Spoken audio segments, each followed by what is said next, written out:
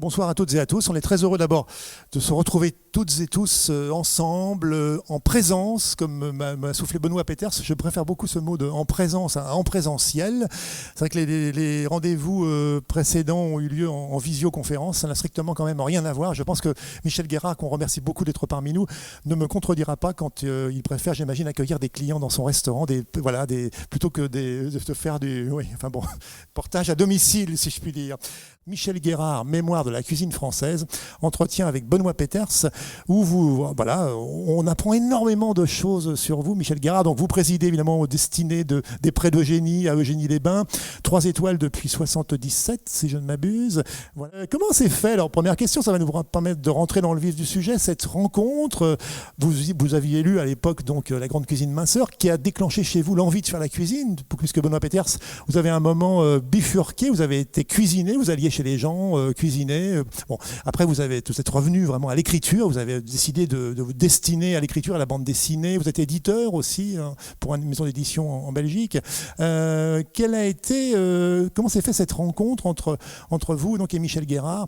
Une belle rencontre, puisque ça donne aujourd'hui ce livre magnifique d'entretien qui est très complet sur vraiment la vie et l'œuvre de Michel Guérard. Quelques mots avant de passer la parole à Michel Guérard. Je dirais qu'à l'époque de mes études, j'ai eu 2 maîtres. J'avais mon professeur, Roland Barthes, qui était mon maître, qui s'intéresse beaucoup à la cuisine, qui a écrit remarquablement sur la cuisine japonaise, parmi bien d'autres choses. Et c'était un maître en savoir et en générosité. Puis j'ai eu un autre maître qui était plus secret, c'était Michel Guérard, dont j'ai pratiqué d'abord la grande cuisine minceur, puis après il y a eu la cuisine gourmande qui m'a encore plus intéressé, puisque la minceur n'était pas à l'époque mon principal problème. Et donc je découvrais un livre d'intelligence de la cuisine, et moi qui n'avais pas eu vraiment de formation pendant l'enfance, de transmission je dirais, je me suis mis à étudier ce livre, à le pratiquer d'abord tout seul, dans mon petit studio. Je faisais des essais, et puis à essayer d'inviter quelques personnes, cuisiner. Je me souviens d'un repas que j'avais préparé chez mes parents, par exemple, où j'avais essayé une des recettes coûteuses et difficiles du livre, c'était le pot-au-feu de foie gras. Alors, c'était, je crois, assez réussi, j'avais bien suivi les choses, mais j'avais été comme nourri par les effluves de ce plat en le préparant pendant des heures, ce qui fait que finalement je l'ai à peine goûté. Mais il a été apprécié par les convives. Et donc j'apprenais, je dirais, la cuisine par une forme de réflexion, c'est-à-dire les cuissons, les liaisons des sauces, la manière évidemment d'assaisonner, d'aromatiser les plats, l'usage des herbes, tout cela je le découvrais au début en pratiquant de façon très scrupuleuse les recettes, en ne remplaçant pas le foie gras par du jambon, et puis petit à petit en prenant un peu de liberté, en essayant un petit peu. Et c'est vrai qu'à un moment, quand mes parents n'étaient pas très heureux de mon évolution d'études, parce qu'ils rêvaient pour moi d'études plus sérieuses, de normal sup, de l'agrégation, j'avais pris un autre chemin, donc ils m'ont un peu coupé les vivres. Alors couper les vivres, ça m'a amené à faire la cuisine, et puis à faire la cuisine chez des gens, à domicile, ce qui est une expérience difficile, parce qu'on débarque dans une cuisine qu'on ne connaît pas, chez des gens qu'on ne connaît pas. J'ai essayé un peu de les évangéliser en nouvelle cuisine, mais quelquefois c'était pas du tout leur goût. Et donc c'était des expériences vécues de manière contrastée à l'époque, c'est-à-dire à la fois l'amour de la cuisine, les premiers grands restaurants, l'apprentissage, et puis justement ce fait de le faire pour des gens plus ou moins bienveillants. Et j'avais enfoui un peu au fond de moi-même toutes ces expériences, et un jour, avec Aurélia Orita, qui est une dessinatrice de talent et une grande gourmande, on s'est dit qu'on pourrait faire quelque chose à partir de cela, c'est-à-dire que j'avais le recul peut-être qui me rendait les choses un peu plus d'humour, et donc plutôt une comédie autour de la cuisine, même si l'émerveillement en fait partie. Et grâce à ce livre, au Festival du livre de Limoges, il y a quelques années, j'ai eu la joie de revoir Michel Guérard. J'avais dîné chez lui dans ma jeunesse une fois, mais là nous avons eu l'occasion de parler, et puis j'ai eu tellement le sentiment qu'il avait un parcours fabuleux et extraordinaire, qu'une seule rencontre ne suffisait pas, que petit à petit nous sommes entrés dans un dialogue plus soutenu, où je me suis permis des questions discrètes et indiscrètes, auxquelles il a répondu avec beaucoup de générosité. Il s'est approprié le livre peu à peu. Voilà. Donc la confiance s'est installée rapidement, j'ai envie de dire, Michel Guérard, avec Benoît Peters. Vous êtes dit oui. Très tôt, pour la simple raison que, avant que Benoît Peters me rencontre ou me connaisse, moi, il y a longtemps que j'avais fait sa connaissance à travers les cités obscures, parce que j'étais un fan de bande dessinée, et c'est vrai que les cités obscures, c'était quelque chose de fortement original, comme peut l'être parfois une recette de cuisine. Et je me disais, c'était Monsieur Schuiten, voilà, je disais, ces deux-là, c'est des sacrés compères. Voilà. Et puis, on s'est rencontrés, bien sûr, à la suite de ça, par hasard. Vous évoquiez, Benoît, l'écriture des livres que j'ai eu l'occasion d'écrire, mais je me garderais bien de laisser croire que j'en suis l'auteur total. En fait, c'est ma femme, Christine, qui était... Elle adorait l'écriture et qui m'a beaucoup aidé. Et je me souviens que les premières recettes que j'avais rédigées et que je trouvais assez formidablement rédigées, ça n'a pas duré longtemps. Je me souviens qu'un jour, ma femme me pose une question sur les quelques recettes que j'avais déjà écrites et qui me demande « Mais là, qu'est-ce que je fais ?» Comment, qu'est-ce que je fais? Enfin, c'est d'une simplicité biblique, tout est écrit, mais j'ai compris après qu'elle ait pris son stylo que j'étais loin du compte et qu'il me fallait faire des progrès en écriture. Alors, ce qui est intéressant dans le livre, c'est qu'en fait, on voit très bien l'importance du dessin chez vous, Michel Guérard. Vous avez commencé meilleur ouvrier de France à même pas 25 ans. Vous avez commencé par de la pâtisserie. Vous avez travaillé chez un traiteur. Vous dites à un moment donné, je crois dans le livre, enfin dans ce livre d'entretien, que c'est grâce le dessin, c'est venu par la pâtisserie. C'est donc vous dessinez les plats et on voit. C'est important peut-être pour positionner. J'avais toujours aimé dessiner. Et les choses étaient venues presque automatiquement lors d'une longue convalescence. C'était pendant la guerre.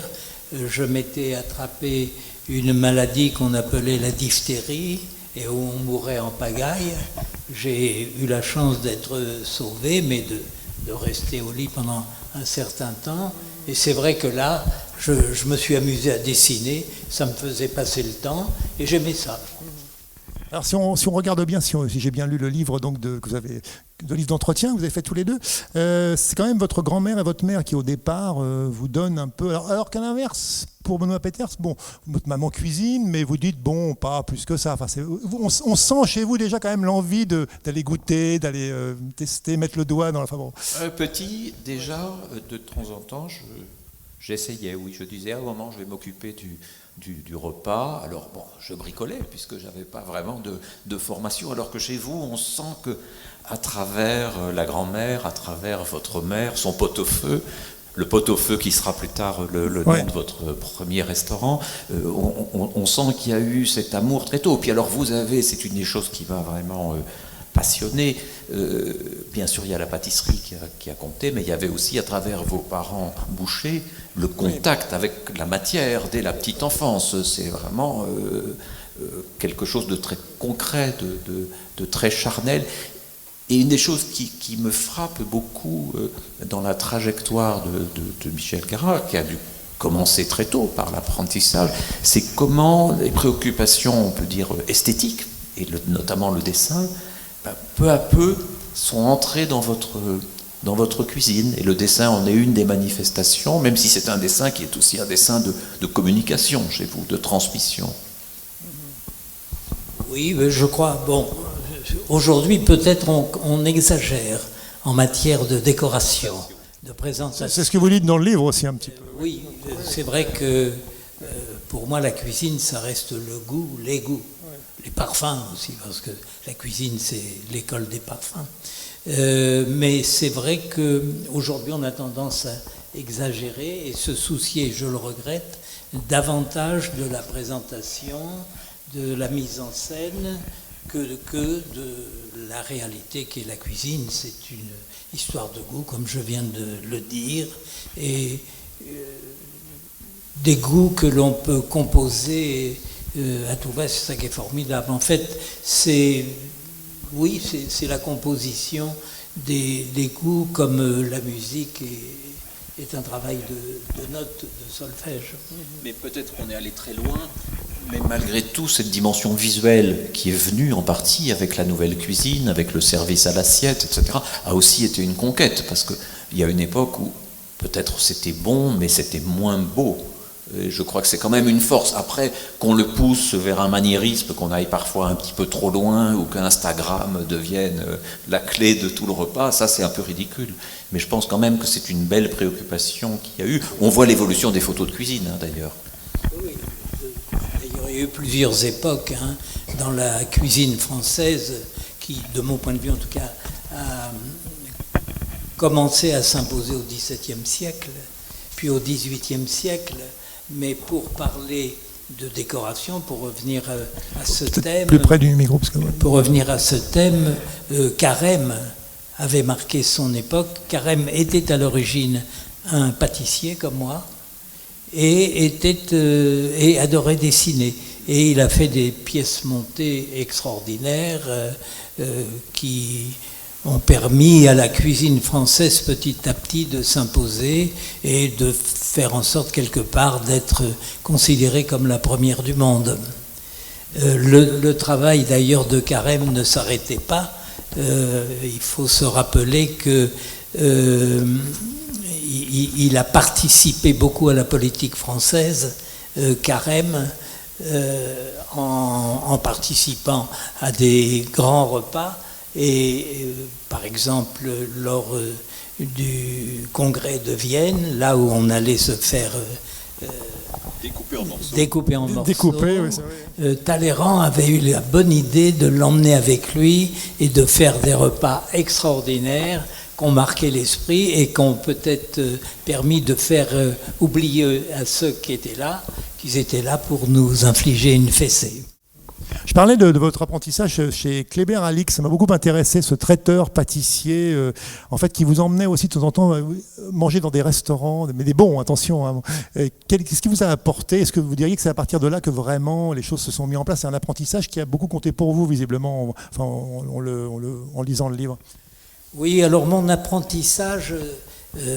c'est drôle. En fait, je vais résumer cette époque où j'étais un gosse, j'avais une douzaine, de 8 ans à 12 ans, j'avais eu cette prétention de vouloir devenir curé. Et voilà. Et puis j'ai perdu la foi d'un seul coup. Je l'ai regretté, mais enfin je l'ai perdu.